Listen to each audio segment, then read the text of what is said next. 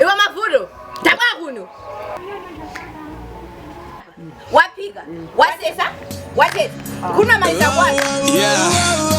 Lusolanga Astita. Misonzi. Yeah. Misonzi. Ya mwana wa masiye. Salati te kufuna kuti makolo wa musiye. Ngosala kwa musa zuze mumusiye. Ngosala kwa musa zuze mumusiye. Misonzi. Ya mwana wa masiye. Salati te kufuna kuti makolo wa musiye. Ngosala kwa musa zuze mumusiye.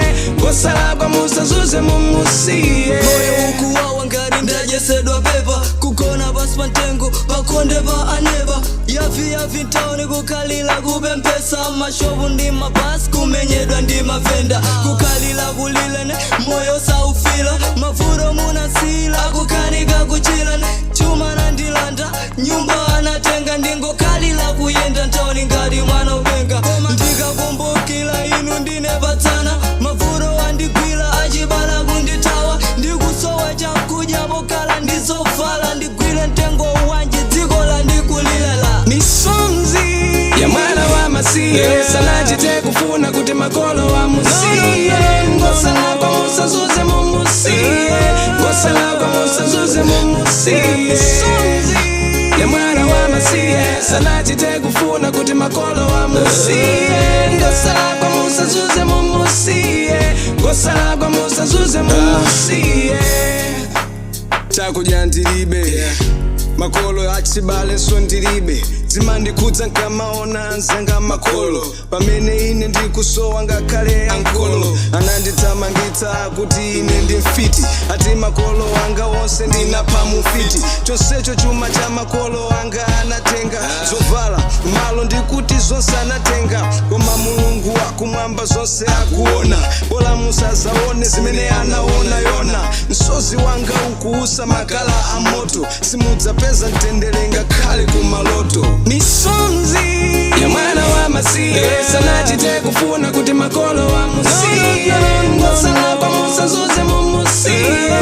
Ngosala kwa musa zuze mumusiye. Misonzi ya mwana wa masiye. Salati te kufuna kuti makolo wa musiye.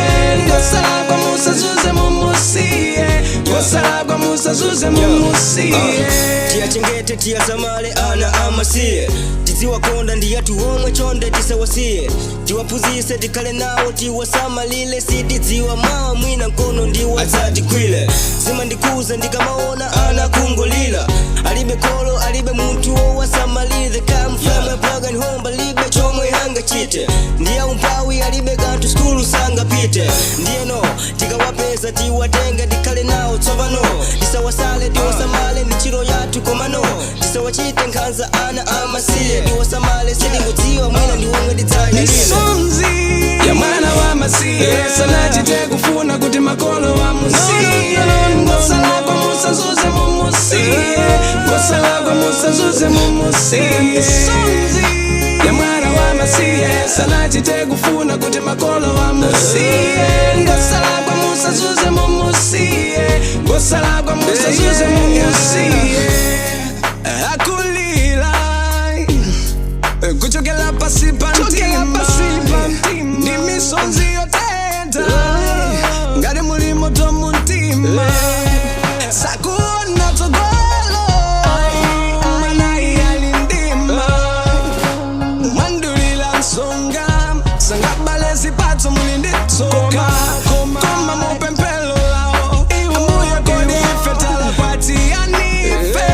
Makolo watu alikuti tidzakhala chomwe tife mpaka liti ife. Ya mwana wa masiye. Salati te kufuna kuti makolo wa musiye. Ngosala kwa musa zuze mumusiye. Ngosala kwa musa zuze mumusiye. Ya mwana wa masiye. Salati te kufuna kuti makolo wa musiye. Ngosala kwa musa zuze mumusiye. Ngosala kwa musa zuze mumusiye.